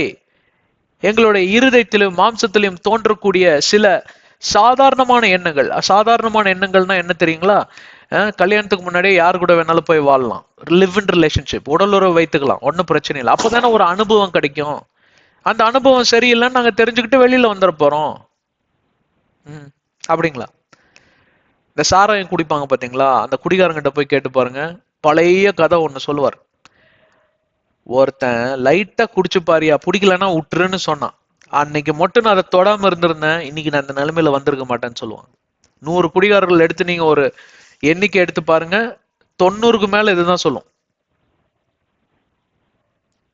ஒரு தடவை பாவத்தை தொட்டுட்டீங்கன்னா இந்த கோவிட் வைரஸ்ங்கிற காரியம் வரப்ப என்ன சொன்னான்? மனிதனே அணுகுண்ட போல மாறிவிட்டான். இன்னொரு மனிதன் எப்படி பார்த்தான்? ஒரு மனிதன் இன்னொருத்தனை அணுகுண்ட போல பார்த்தான். இவன் வந்தானா எனக்கு ஒட்டிக்குமே அப்படின்னு ஒவ்வொருத்தனை விலகு. என்ன சோசியல் டிஸ்டன்சிங் எல்லாம் மறந்துட்டீங்க? அந்த மாதிரி தாங்க பாவங்கிறது. சோசியல் டிஸ்டன்சிங் வைக்கணும். பாவத்து கூட வைரஸ் மாதிரி தொத்திக்கும். எத்தனை பேர் கொத்தா இறந்து போனாங்க இல்லையா? அந்த மாதிரி உங்களுடைய ஆன்மீக வாழ்க்கை இறந்து விடுங்க. அதற்கப்புறம் கூட நீங்க 90 ஆண்டுகள் 100 ஆண்டுகள் உயிரோட இருக்கலாம். ஆதாம் தன்மேல் இருந்த அபிஷேகத்தையும் ஆண்டவரோட இருந்த சம்பாஷணையும் தன்னுடைய 40வது வயதுல இழந்து விட்டார். ஆனால் அதற்கு பின்பு அவர் 900 ஆண்டுகளுக்கு மேல உயிரோடு இருந்தார். அப்படி என்றால் என்ன? ஆன்மீக மரணம், மாம்சத்தில் மரணம் இன்னும் வரல, ஆனா வரும். மாம்ச மரணம் யாருனாலையும் தப்பிக்க முடியாது. ஆன்மீக மரணத்திலிருந்து தயவு செஞ்சு உங்களை காப்பாற்றிக் கொள்ளுங்க. அதை காப்பாற்றுவதற்கு என்னத்தை நியமமாக நீங்க வைத்துக் கொள்ள வேண்டும்? நம்பிக்கை, கர்த்தரை பற்றி நடக்கக்கூடிய காரியம், கர்த்தருடைய வசனத்தின் மேல் இருக்கக்கூடிய சிந்தை.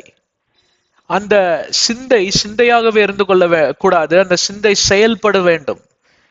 அந்த செயல்பாட்டுக்குள் உங்களை நடத்தி செல்வதுதான் be the doer of the word. யாக்கோபு 4வது அதிகாரம் 8வது வசனத்தை எடுத்து வாசித்து பாருங்கள். சுவிசேஷத்தை கேட்பதோடு கூட நிறுத்திவிடக் கூடாது. அதை செயல்படுத்த வேண்டும். வாழ்க்கையில நடைமுறைக்குள் கொண்டு வர வேண்டும். வாழ்க்கையில அமல்படுத்தணுங்க.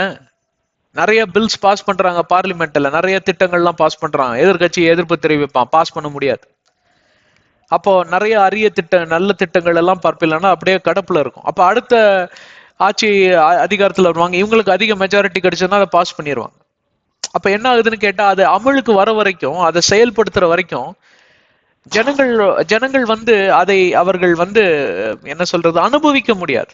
அது இருக்கும் ஆனா இல்ல அப்படிங்கிற மாதிரி ஒரு ஜோக் இருக்கு இல்லைங்க, வரும் ஆனா வராது அப்படிம்பார்ல ஒருத்தர். அந்த மாதிரி இருக்கும் ஆனா இருக்காது.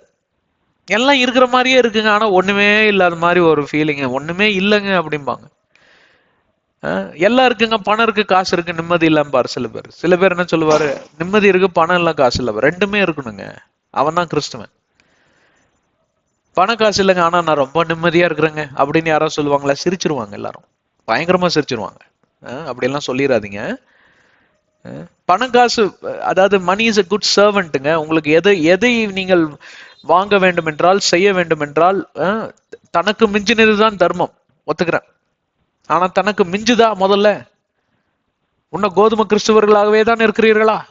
யார் என்ன கொடுப்பாருன்னு சொல்லி கையேந்தி அப்படியே வெள்ளக்காரங்காலத்துல வந்த பேர் அது. கோதுமையை கொடுத்து கிறிஸ்துவை ஏற்றுக்கொண்டு சொல்ல அந்த காரியத்தை நீங்க எல்லாம் கேட்டிருப்பீங்க. அப்படி கிடையாதுங்க. உங்களுக்கு மிஞ்சி இருக்க வேண்டும். உங்க தேவைகளுக்கு மிஞ்சி இருக்க வேண்டும். எல்லாவற்றிலும் நீங்கள் செழிப்பாக இருக்க வேண்டும்.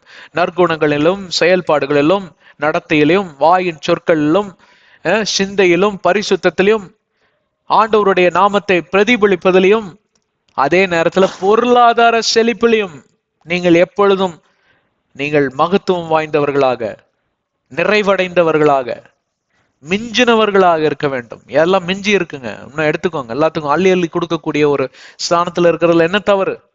ஒரு தவறும் கிடையாது.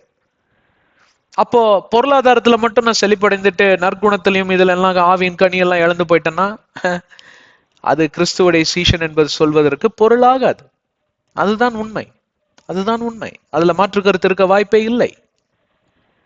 ஆனால் அந்த சூழ்நிலைகளுக்குள் ஏன் தள்ளப்படுகிறோம் என்றால், காரணம் நீங்கள் பற்றி கொண்டிருக்கக்கூடிய மனிதரோ இல்ல உங்களுக்குள் இருக்கக்கூடிய ஆவியோ பார்ப்பீர்களானால் பாதாளத்திலிருந்து இறங்கி வந்ததா இருக்கும், ஏறி வந்ததா இருக்கும். மன்னிக்கணும்.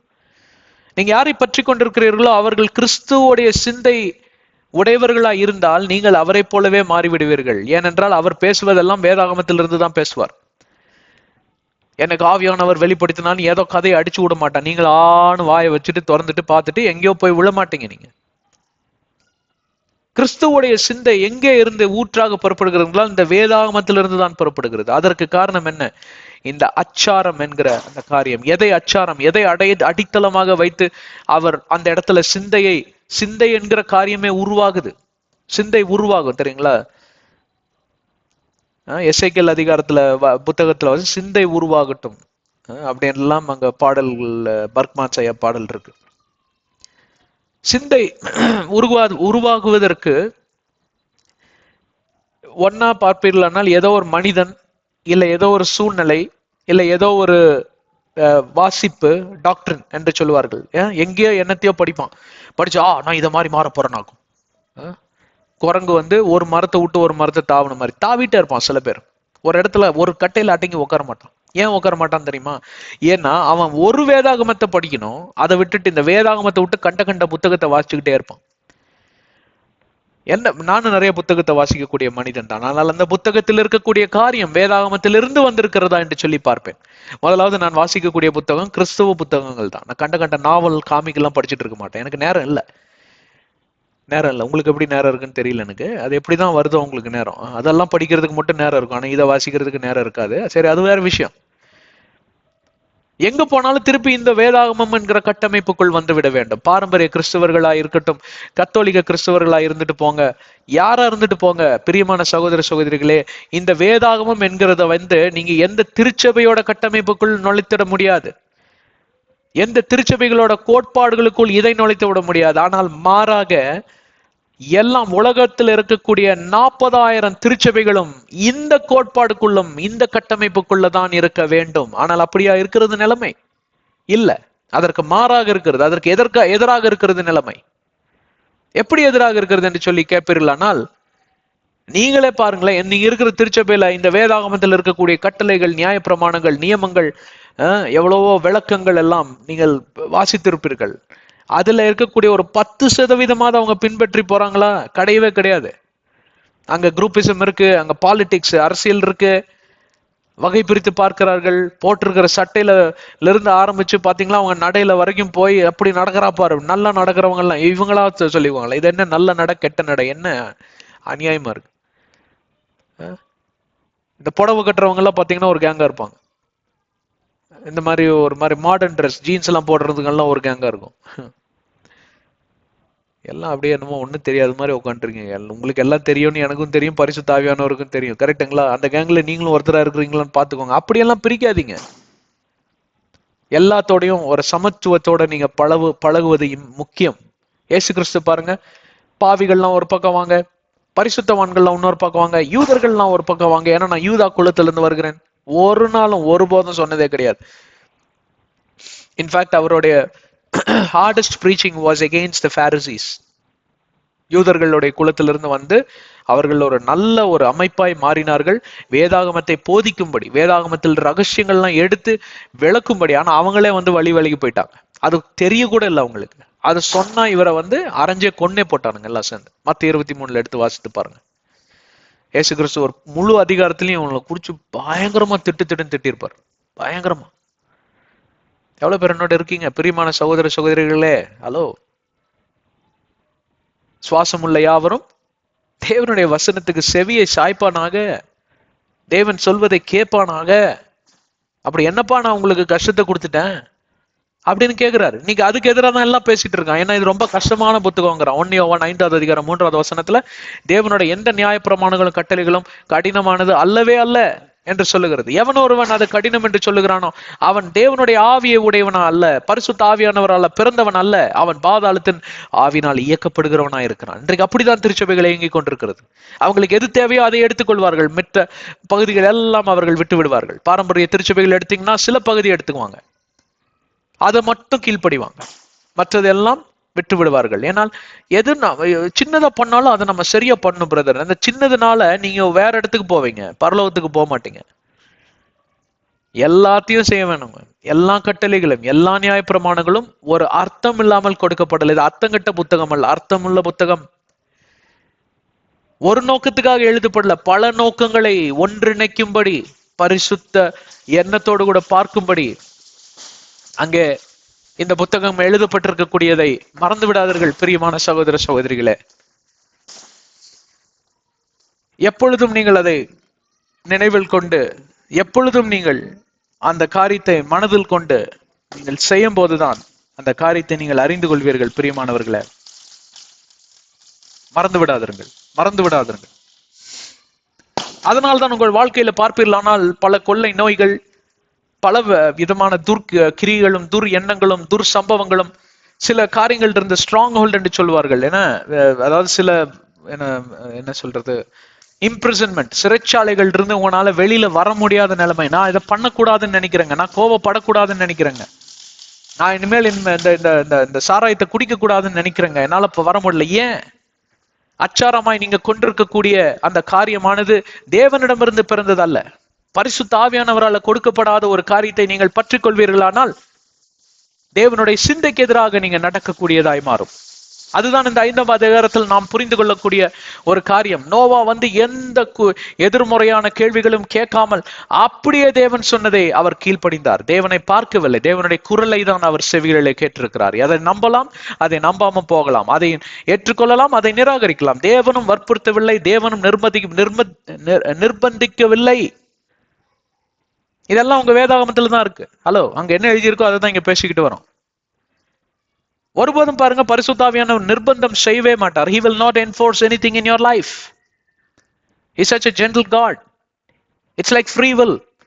உங்க இஷ்டம்பா அப்படிம்பார். எவ்வளவு நல்ல ஆண்டவர் பாருங்க.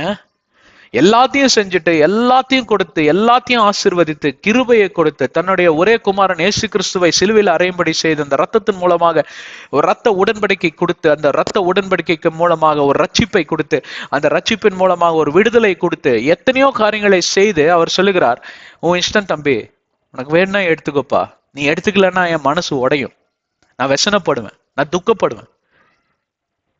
ஆனா நான் ஒரு கேள்வி உங்ககிட்ட நான் கேட்க மாட்டேன். நான் ஒரு நாள்ல உன்னை கேள்வி கேட்பேன், ஆனா அதை குறித்து நான் உன்னை பயமுறுத்தி உன்னை நான் ஃபோர்ஸ் பண்ணியெல்லாம் இங்க கூப்பிடல. உன் இஷ்டம். நியாயத்தீர்ப்பு நாளை குறித்து அவர் சொல்லணும் இல்லையா? அப்ப நீங்க அதை சொல்லவே இல்லையா, மறைச்சிட்டீங்களேன்னு சொல்லி நீங்க குற்றம் கூறுவீங்கல்ல. அதனாலதான் சொல்றாரு. ஆனால் அதன் நிமித்தமாக ஆண்டவர் ஒருபோதும் ஒருவரையும் அவர் நிர்பந்திப்பதில்லை. வேதாகமத்தை இன்னைக்கு நிர்பந்தத்தின் புத்தகத்தை போல அவன் ஒவ்வொரு இடத்திலும் சென்று, பிசாசு கூட்டமானது ஒவ்வொரு இடத்திலும் சென்று அவர்கள் இப்படியாக காட்சி அளித்துக் கொண்டிருக்கிறார்கள். இந்த புத்தகம் is a book of enforcement. ஆனா எங்க கிட்ட வாங்க ஒரு என்ஃபோர்ஸ்மெண்ட் கிடையாது. என்ன வேணா பண்ணுங்க, எவன் பொண்டாட்டி கூட வேணாலும் எவன் வேணாலும் திரியலாம், எவன் புருஷனோட வேணா எவன் வேணாலும் திரியலாம். ஏன் இத்தனை எண்ணத்துக்கு? புருஷன் பொண்டாட்டிங்களே இன்னைக்கு பாத்தீங்கன்னா 2 பெண்களும் 2 ஆண்களும் ஓரின சேர்க்கை, அப்படி கூட பண்ணலாம், ஒன்னும் பிரச்சனை இல்லை.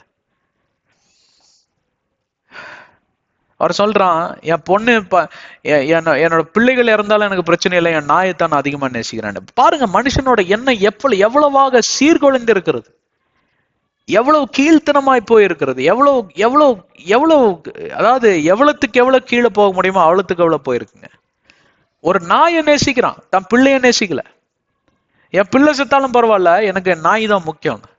டேய், எனக்கு அதெல்லாம் கேட்டுட்டு அப்படியே சும்மா பிபி எல்லாம் ஏறிடுச்சு எனக்கு. அந்த மாதிரிதான் இருக்கிறானுங்க இன்னைக்கு உலகத்துல. பாருங்க, தினத்துக்கு ஏதாவது ஒண்ணு புதுசு புதுசா கண்டுபிடிச்சு விடுவான், ஜனங்களை திசை திரும்ப வைக்கிறதுக்கு, ஜனங்களை பிரித்து போடுறதுக்கு. ஏன்? எதை கொண்டிருக்கிறீர்கள்? அச்சாரமா எதை கொண்டிருக்கிறீர்கள்? What is your foundational principle? What is your foundational belief? அதை வருஷத்துக்கு ஒரு ஆராய்ச்சி செய்வதனால் ஒரு பிரயோஜனம் கிடையாது. ஒவ்வொரு நாளிலும் நீங்கள் உறங்கும் முன்பே நீங்கள் ஆராய்ச்சி செய்ய வேண்டும். இன்றைக்கு எதை நான் கற்றுக்கொண்டேன்? நான் கற்றுக்கொண்டது வேதாகமத்தின் கட்டமைப்புக்குள் வருகிறதா இல்லையா? வரவில்லையா? நிராகரித்து விடு. என்னை கேட்டுக்கொண்டிருக்க பிரியமான சகோதர சகோதரியே, அன்பு தம்பி தங்கைகளே, அன்பு முதியோர்களே, அந்த நாளிலே அதை நிராகரிப்பாயானால் நீ தப்பித்தாய். தேவனோட கோப ஆக்கினைக்கு தப்பித்தாய். தேவனோட கோப ஆக்கினை குறித்து வெளிப்பாடு 16வது அதிகாரத்துல வாசித்து பாருங்கள். வெளிப்பாடு 8, 9, 16வது அதிகாரத்தில் அந்த 7வது முத்திரை குறித்து வாசித்து பாருங்கள். ஆர்மகடான் யுத்தத்தை குறித்து வாசித்து பாருங்கள். வெளிப்பாடு 19 எழுதியிருக்கிறது. தேவனுடைய உக்கிரகத்துக்கு நீங்க தள்ளப்படுவீர்களானால் அவ்வளவுதான். இந்த உலகத்துல இருக்கிறப்போ 1 தீமோத்தி 5வது அதிகாரம் 24 வசனத்துல எதை அச்சாரமாய் கொண்டு நீங்கள் போய்கொண்டே இருக்கிறீர்களோ அது தேவனுடைய கற்பனைகளுக்கும் அவருடைய கட்டளைகளுக்கும் ஒப்பிட்டு போகவில்லை என்றால் ஒரு கட்டத்தில் அவர் நியாயம் தீர்க்க இறங்கி விடுவாராம். கடைசி நாள் வரைக்கும் வெயிட் பண்ணிட்டு இருக்க மாட்டாராம். நியாய தீர்ப்பு சிங்காசனம் வரைக்கும் எல்லாம் வெயிட் பண்ணிட்டு இருக்க மாட்டாராம்.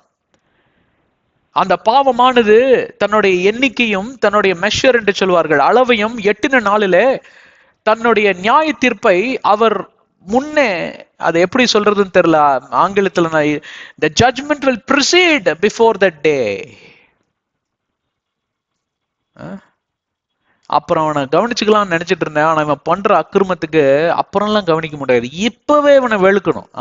இது நல்ல கொலோக்கியல் தமிழ்ல என்ன சில இதெல்லாம் சொன்னா உங்களுக்கு விளங்கும். அதனால உன்னை செந்தமிழ்ல பேசவில்லை இவர் அப்படின்னு சொன்னி என்ன நியாயம் திருக்காதீங்க, அதுவே பாவமாயிரும். ஹலோ, அப்படிப்பட்ட சூழ்நிலைகளுக்குள் நீங்க தேவனை தள்ளுகிறீர்களா? அதனால்தான் உங்க வாழ்க்கையில எதுவுமே சரியா நடக்க மாட்டேங்குது, தப்பு தப்பா நடக்குது. ஏன்? நீங்க பிசாச வந்து திட்டிக்கிட்டே இருக்கிறீங்க தினத்துக்கும். ஆனா பிசாசு வந்து அங்க கண்ணீர் விட்டு அழுகுறான். எனக்கு இதுக்கு சம்பந்தமே இல்லை, உன்னை அடிக்கிறதே உன் கடவுள் தான்டா, என்ன கொண்டுதான் அடிக்கிறார். ஆனா அடிக்கிறதுக்கு காரணம் அவரு தான். நீ அவருக்கு எதிராக பேசிட்டு இருக்கிற, ஏன்னா அவருடைய நாமத்தை எடுத்து துஷ்பிரயோகம் செய்து கொண்டிருக்கிறாய். இந்த வேதாகமத்திலிருந்து சில காரியங்களை எடுத்து நீ துஷ்பிரயோகம் செய்து கொண்டிருக்கிறாய். நோவாவிடமிருந்து இன்றைக்கு ஒரு முக்கியமான காரியத்தை நானும் நீங்களும் கற்றுக்கொள்ளலாம். தேவன் சொல்வதை அப்படியே கீழ்ப்படிவது, தேவனுடைய சொற்களை அச்சாரமாக வைத்து தீர்மானங்களை எடுப்பது, தேவனுடைய காரியத்துல கவனம் செலுத்தி அவர் சொல்வதை அர்த்தம் பண்ணிக்கொண்டு, அதாவது அனர்த்தம் பண்ணிக்கொண்டல்ல, அர்த்தம் பண்ணிக்கொண்டு, அர்த்தம் செய்து கொண்டு, புரிந்து கொண்டு, அறிந்து கொண்டு இப்படி செய்கிறவன் ஒன்றிலும் அவன் தோற்று போக மாட்டான், ஒன்றும் அவனுக்கு குறைவுபடாது. இதுதான் வேதாகமம் சொல்லுகிறது. He will lack nothing. இன்றைக்கு ஆங்கிலத்துல பிரசங்கம் பண்ணி கொண்டிருக்கிறப்போ அந்த ரெண்டு தெசலோனியர் 3வது அதிகாரத்துல சொல்லுதுங்க. 3வது அதிகாரம் 11வது வசனம்னு நினைக்கிறேன். திருப்புறீங்களா? அது ஒண்ணு மட்டும் பார்த்துட்டு முடிச்சிடலாம். ஹலோ, எல்லாம் முடிச்சுட்டு தான் இருக்கிறீங்களா? தூங்கிட்டீங்களா? இல்ல தூங்கல இல்ல இன்னும். 2 தெசலோனியர் 3வது அதிகாரம் 12வது வசனம்.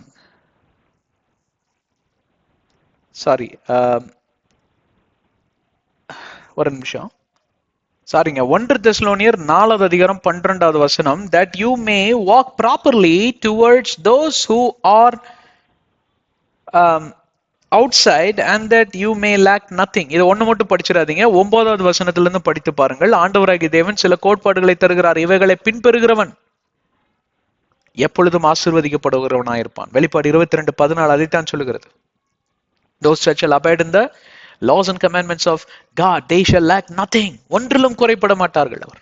அதுதான் இன்றைக்கு நோவா இன்றைக்கு எப்படி ஒரு பெரிய ஹீரோவா, நாயகனாய் மாறினார். பழைய ஏற்பாடு நாயகன் என்று சொன்னால் அதுல நோவா தான் ஃபர்ஸ்ட் வருவார், அதுக்கப்புறம் தான் ஆபிரகாம். பல காரியங்களை இன்றைக்கு பரிசுத்த ஆவியானவர் உங்களுக்கு வெளிப்படுத்தி இருக்கிறார். இவைகள் எல்லாம் நீங்கள் அறிந்திருப்பீர்கள், புரிந்திருப்பீர்கள் என்று சொல்லி நாங்கள் அளவில்லாமல் நம்புகிறோம். கர்த்தர் உங்களை ஆசீர்வதிக்கட்டும். கண்களை மூடி சிரத்தை தாழ்த்தி ஜெபிப்போம். அன்பின் பிதாவே, உம்மை துதிக்கிறோம், உம்மை ஆராதிக்கிறோம், உம்மை மகிமைப்படுத்துகிறோம். சுவாமி, இந்த அருமையான வேலைக்காய் நன்றி. எங்களோடு கூட நீர் இணைந்து சம்பாஷித்திருக்கிறீர், பல காரியங்களை வெளிப்படுத்தி இருக்கிறீர். தொடர்ந்து எங்களை வழிநடத்தும், காத்துக்கொள்ளும், பொறுப்படுத்திக் கொள்ளும். இயேசுவின் நாமத்தில் ஜெபிக்கிறோம், ஜீவனுள்ள பிதாவே, ஆமென். கர்த்தர் உங்களை ஆசீர்வதிக்கட்டும். சேனலுக்கு சப்ஸ்கிரைப் செய்யுங்க, ஆட்டோமேட்டிக் நோட்டிஃபிகேஷன் வரும். இதெல்லாம் உங்களுக்கு ஆட்டோமேட்டிக்கா வரும். டிங்குன்னு ஒரு பெல் அடிக்கும். நீங்க மிஸ் பண்ணிடக்கூடாதுன்னு தான் சப்ஸ்கிரைப் செய்ய சொல்றோம். தெரிஞ்சவங்களுக்கெல்லாம் இந்த வீடியோஸை ஷேர் பண்ணுங்க. வாட்ஸ்அப் ஸ்டேட்டஸ், ஃபேஸ்புக், ட்விட்டர், இன்ஸ்டாகிராம்ல எல்லாம் போடுங்க. கிறிஸ்துவுக்குள் அவர்களை நடத்துவதற்கு இது ஒரு நல்ல கருவியா இருக்கும். இது உங்கள் மேல் விழுந்த கடமை. இன்னொன்று கடமை இருக்கிறது. இந்த உலகத்தில் அழிந்து போகக்கூடிய ஆத்மாக்களுக்காக ஜெபித்துக் கொள்ளுங்க, ஊழியக்காரங்களுக்காக ஜெபித்துக் கொள்ளுங்க. எனக்காகவும் எங்க ஊழியத்துக்காகவும் இந்த ஜெபித்துக் கொள்ளுங்க. எபேசியர் 6:18, கொலோசியர் 4:3 சொல்லுகிறது. உங்களுக்கு ஜெப தேவைகள் இருந்தால் யாருக்கும் கவர் அனுப்பாதீங்க, லெட்டர் அனுப்பாதீங்க, ஒன்னும் அனுப்பாதீங்க. பேசாம போய் ஆண்டவர் பாதத்துல உட்காந்து ஜெபிங்க. கர்த்தரால் கூடாதது ஒன்றுமில்லை என்று மத்தேயு 19:26 சொல்லுகிறது. கர்த்தர் உங்களை ஆசீர்வதிக்கட்டும். அடுத்த அத்தியாயத்தில் சந்திப்போம். ஆமென், ஆமென்.